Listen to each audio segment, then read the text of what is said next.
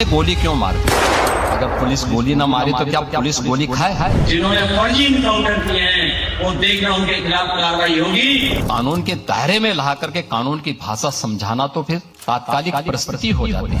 अपनी धाक बनी रहे, धाक से लोग डरे, इसलिए उत्तर प्रदेश में इनकाउंटर किए जा रहे हैं। तो माफियाओं की उत्तर प्रदेश की धरती से जहन्नुम के रास्ते उनके खोल दिए हैं। ठीक है, गाड़ी पलट गई, लेकिन पलटी कैसी है बताओ ना। ये गाड़ी पलटी की पलटाई है। माफिया अगर सिर उठाने का तो साहस करेगा तो उसको मिट्टी में मिलाने का काम भी सरकार करेगी। अब यूपी बदल चुका है नए एयरपोर्ट के रूप में। अब तो नए एयरपोर्ट में भी नाव में ही चलेगी, नाव पे ही चलना पड़ेगा। एयरपोर्ट में भी पानी भर गया। देश के अंदर एक्सप्रेस वे का 60% शेयर यूपी के पास है। कानपुर और लखनऊ एक्सप्रेस वे बरसात में ही ढह गया हो। आज उत्तर प्रदेश बीमारू राज्य नहीं है, भारत की अर्थव्यवस्था का एक ग्रोथ इंजन बनकर के उभरा है। उत्तर प्रदेश की सरकार अभी तक की सबसे करप्ट गवर्नमेंट मानी जाएगी। हमने 9 वर्ष में उत्तर प्रदेश की अर्थव्यवस्था को 3 गुना किया है। स्वास्थ्य विभाग तो ऐसा है जिसको खुद ही इलाज की जरूरत है।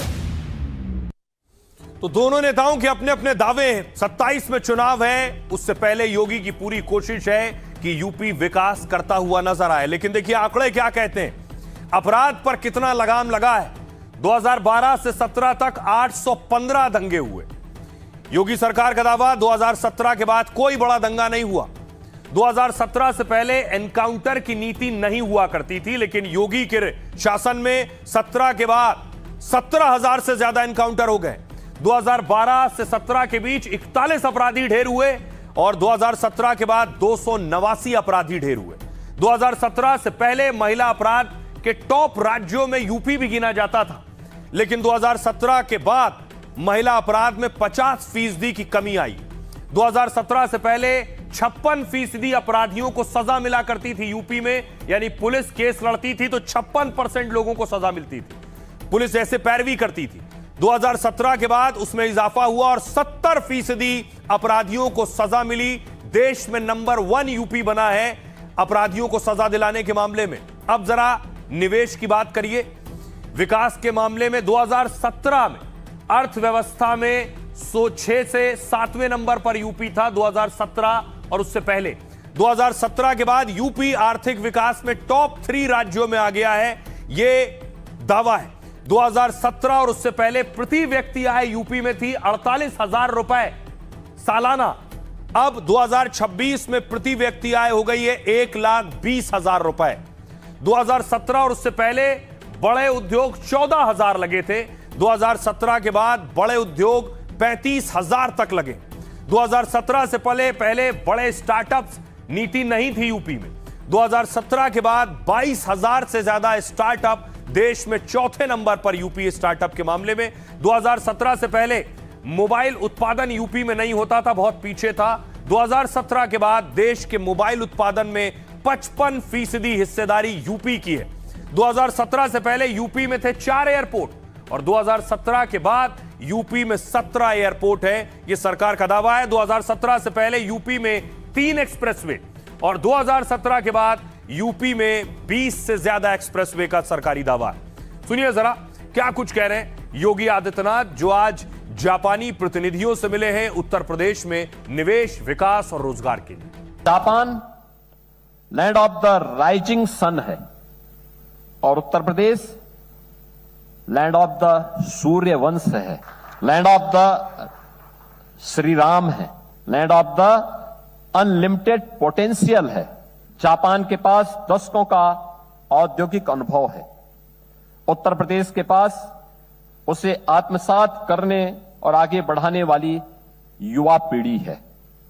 हम चाहते हैं जापानी कंपनियां उत्तर प्रदेश को अपना सेकंड इंडस्ट्रियल होम माने।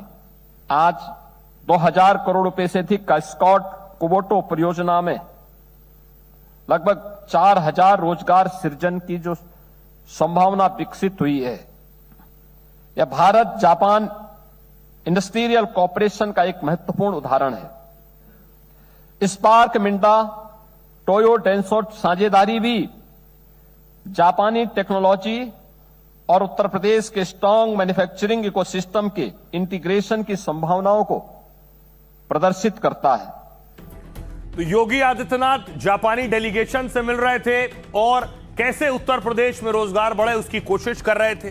दूसरी तरफ मैंने आपको एनकाउंटर की तस्वीर भी दिखाई यूपी की, लेकिन अखिलेश ने भी एक एनकाउंटर की तस्वीर साझा की। अखिलेश एनकाउंटर पर सवाल उठा रहे थे। ये तस्वीरें आप देख रहे हैं। अखिलेश यादव ने ट्वीट किया है कि एक शख्स लेटा हुआ जिसका एनकाउंटर हुआ, पुलिस पहुंचती है, पहले उसके पांव में पट्टी बांधती है, फिर देखिए इतनी देर वीडियोग्राफी हो रही, जितनी देर पट्टी बांधी जा रही है, कैमरे से वीडियो बन रहा है। पुलिस वाला पहले रुमाल बांधता है, फिर उसके नजदीक जाता है, फिर उसे उठाता है और उसके बाद जेब से कारतूस निकालता है। सुनिए जरा पूरे वीडियो।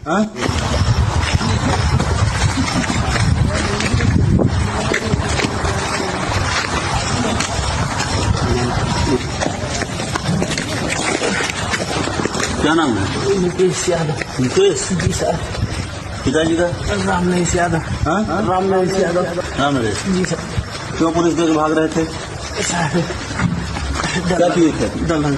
क्या हुआ था चनेठी में? मर्डर हुआ सर। किसका किसका? वो दो लेडीज था। हाँ। उसमें सर इसीलिए पुलिस से देख के भाग रहे थे? हाँ? जी सर। डर गए? जी सर। क्या फायर क्यों कर दिए? और इधर दिखा भाई, इधर दिखाओ।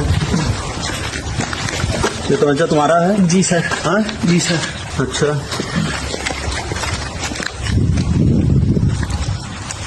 इसमें क्या है? राउंड है सर। राउंड? और कुछ है? नहीं सर। और इधर देखो,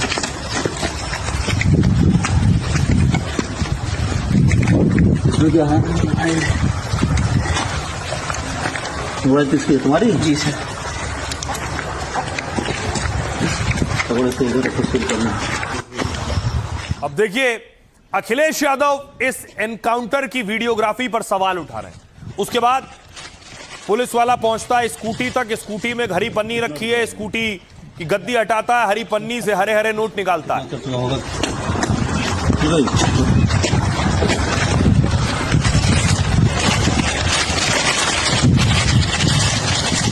कितना रुपया है? उसमें खर्च हुआ। कितना खर्च होगा? कितना होगा? 10-15 लाख बाकी होंगे, अभी गिनवा लेते हैं। ये एक गड्डी है, 2, 3, 4, 5, 6, 7, 8।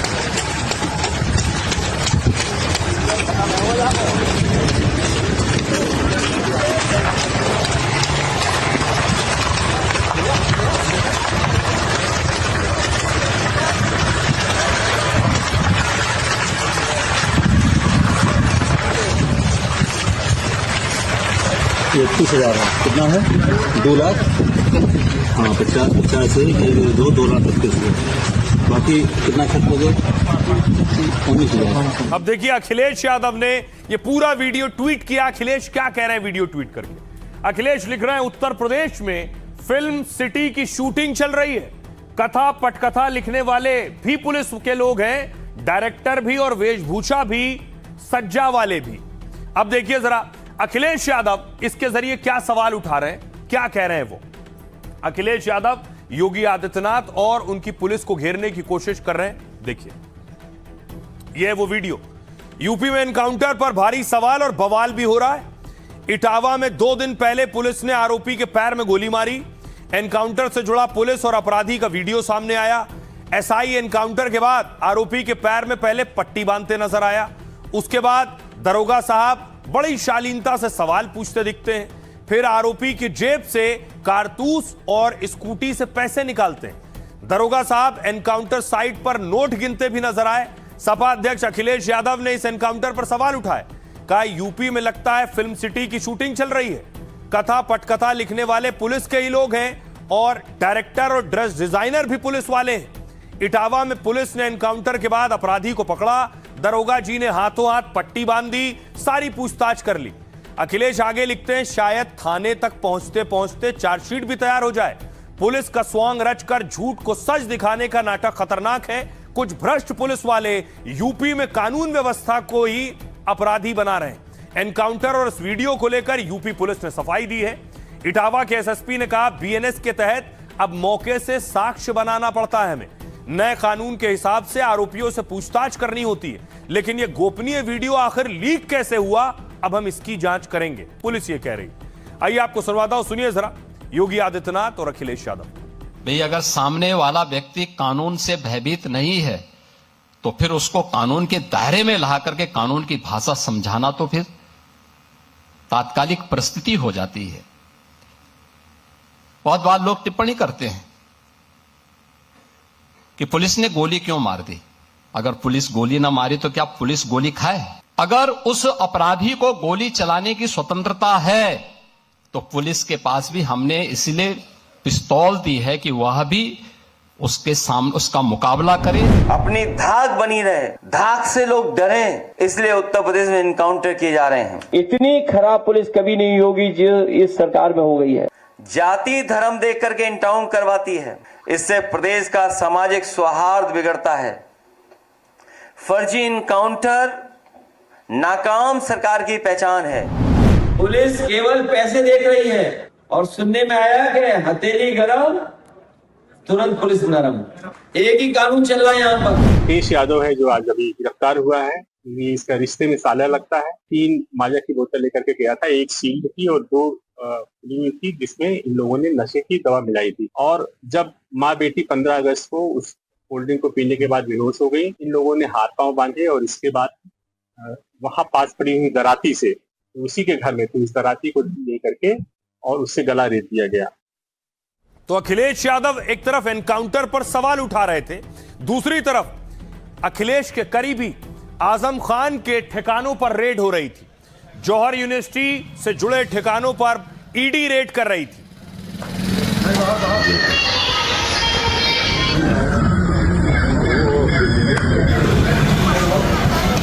ये जौहर यूनिवर्सिटी की तस्वीरें आप देख रहे हैं। भारी संख्या में पुलिस और एनफोर्समेंट डायरेक्टरेट की टीम पहुंची है।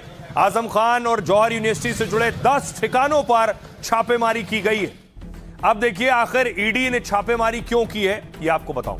सपा नेता आजम खान पर ईडी ने बड़ी कार्रवाई की है और आजम से जुड़े 10 ठिकानों पर यह छापेमारी की गई। यह कार्रवाई पीएमएलए यानी मनी लॉन्ड्रिंग एक्ट के तहत हुई है और एक्शन जौहर यूनिवर्सिटी और जौहर ट्रस्ट मामले में हुआ। वित्तीय लेन देन में गड़बड़ी और संदिग्ध फंडिंग के आरोप है।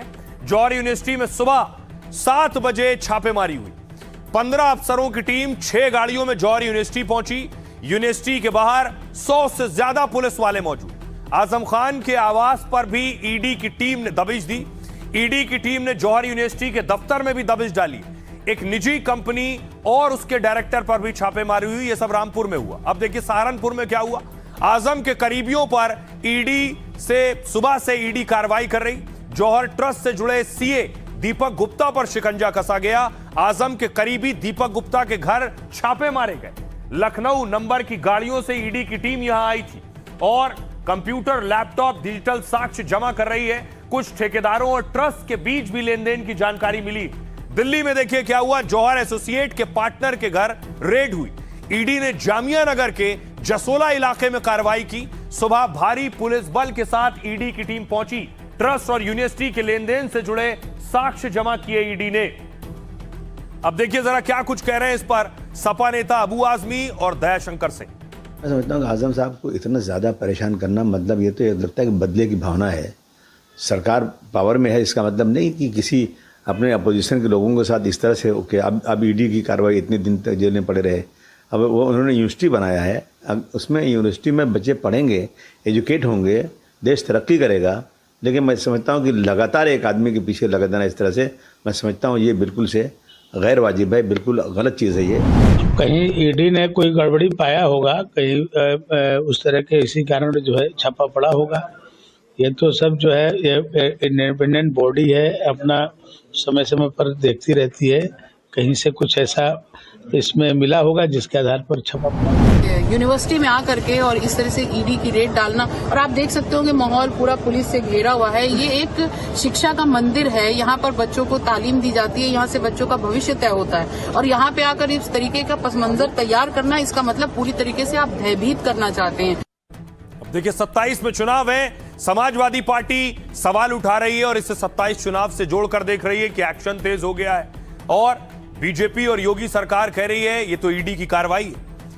अखिलेश यादव ने कहा शिक्षा, शिक्षक और स्कूल बंद करने वाले भाजपाई और उनके संगी साथी यूनिवर्सिटी बनाने वालों के खिलाफ ईडी की छापेमारी कर रहे हैं ताकि समर्थकों को संतुष्ट कर पाएं। उन भ्रष्टाचारियों पर कार्रवाई नहीं हो रही है जो आपराधिक कांडों में है। ओपी राजभर कह रहे हैं इसके लिए अखिलेश यादव जी और सपा के नेता जिम्मेदार हैं, जो नहीं चाहते कि आजम खान जिंदा रहे। ये रात में योगी से मिलते हैं, वो बताते हैं कि क्या क्या किया गया है और जांच कराने के लिए कहते हैं। इस घटना के लिए अखिलेश यादव जी और सपा के नेता ही जिम्मेदार हैं। समाजवादी पार्टी नेता एसटी हसन ने कहा इस तरह की छापेमारी पहले भी हो चुकी है और कुछ नहीं मिला, इस बार भी कुछ नहीं मिलेगा। आजम फिर बेदाग साबित होंगे। जौहर यूनिवर्सिटी पर छापेमारी राजनीतिक दुर्भावना से प्रेरित है। इमरान मसूद कह रहे हैं आजम खान को पूरी तरह बर्बाद कर दिया गया, फिर भी वो बाज नहीं आ रहे हैं, ये बेहद दुर्भाग्यपूर्ण है। दानिश अहमद अंसारी यूपी मंत्री हैं, वो कह रहे हैं अगर बबूल का पेड़ बोगे तो मीठे फल नहीं मिलेंगे। यूनिवर्सिटी के जरिए निजी हितों को पूरा करने का एजेंडा था, जनता की मेहनत की कमाई को लूटा, सरकारी जमीन लूटी गई है। सुनिए आजम खान पर सियासतदान क्या कह रहे हैं। लोग आए हुए हैं, पता नहीं ईडी के हैं, सीडी के हैं, बीडी के हैं, काय के हैं। ये यूनिवर्सिटी को घेर रखा है, गेट बंद है, आप देख ही रहे हो, सब गेट बंद है, किसी को जाने नहीं दे रहा है। अगर कोई इन्वेस्टिगेशन टीम आती है और कोई इंक्वायरी करना चाहती है, मालूम करना चाहती है, तो ये क्या तरीका है कि इतने बड़े कैंपस को बंद कर दिया गया है। राजनीतिक द्वेष के अंदर एक व्यक्ति को आपने बिल्कुल बर्बाद कर दिया और अब शिक्षा के मंदिर को आप तबाह करने पर उतार हुए हैं, मदरसों पर आप बुलडोजर चला रहे हैं। पढ़ाई की बात होनी चाहिए। ये तो यही जो नफरत का खेल है, ये नफरत बेहतर नहीं है, समाज के लिए अच्छी चीज है। ये सरकार में थे तो आपने नक्शा पास क्यों नहीं करा दिया? आपने धन दिया, सरकारी जमीन पर अगर आप भवन बना रहे हैं, विद्यालय का भवन बना रहे हैं, तो आपको सरकारी जमीन को हस्तांतरण करके विद्यालय के नाम कर देना चाहिए था। लेकिन इन लोगों ने इस नाते नहीं किया कि आगे सरकार, इनको घमंड था कि सरकार आगे आएगी तो आजम खान जी ज्यादा बोलेंगे तो वही हम उभारेंगे। मंत्री भी बनाने की बात, अरे सरकार में थे तब नहीं बनाए। अब गृह मंत्री नहीं, शिवपाल जी और अखिलेश जी, अब मुख्यमंत्री की बात करो मुसलमान की। देखिए, जब आप बबूल का पेड़ बोएंगे तो आपको मीठे फल नहीं मिलेंगे। ये पूरे प्रकरण में इसी कहावत की याद आती है। जो जौहर विश्वविद्यालय बना के शिक्षा को आगे बढ़ाने की दुहाई समाजवादी पार्टी के नेता दे रहे हैं, दरअसल उस जौहर विश्वविद्यालय को बनाने के पीछे भ्रष्टाचार की क्या नई नई कहानियां लिखी गई, उन्हीं कहानियों की परतें अब खुल गई। जमीनी हकीकतें क्या है वो सबको मालूम है। क्या वो चुनाव लड़ सकते हैं, क्या एमएलए हो सकते हैं या नहीं हो सकते। तो वो तो जब दोष मुक्त हो जाएंगे उसके बाद इंशाल्लाह वो मंत्री भी बनेंगे और एमएलए भी बनेंगे, एमपी भी बनेंगे।